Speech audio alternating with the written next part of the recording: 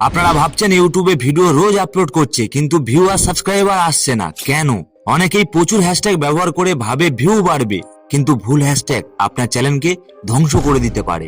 আজ আমি দেখাবো ইউটিউবের হ্যাশট্যাগ ব্যবহারের সঠিক নিয়ম কি, যাতে আপনার ভিডিওতে ভিউ আসে। এক, হ্যাশট্যাগ ব্যবহারের সুবিধা। হ্যাশট্যাগ হলো আপনার ভিডিওর পরিচয়পত্র। সঠিক হ্যাশট্যাগ ব্যবহার করলে দুটি বড় সুবিধা হয়। সার্চ রেজাল্টে আসা, কেউ কিছু লিখে সার্চ করলে আপনার ভিডিও তার সামনে যাওয়ার সম্ভাবনা বেড়ে যায়।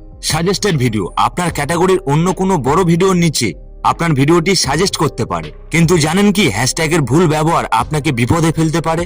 হ্যাঁ, হ্যাশট্যাগের সবচেয়ে খারাপ দিক হলো স্প্যামিং।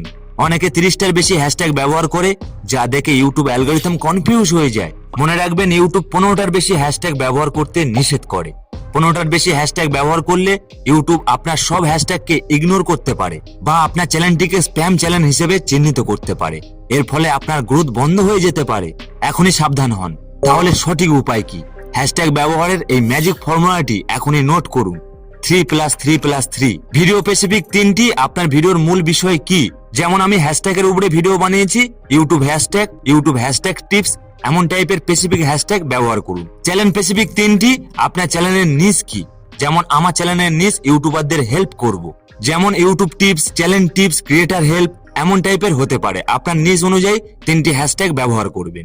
ব্র্যান্ডিং 3টি, আপনার ব্র্যান্ডের বা আপনার চ্যানেল নামে হ্যাশট্যাগ ইউজ করুন। মোট 9টি ভালো হ্যাশট্যাগ ব্যবহার করুন, এটাই যথেষ্ট।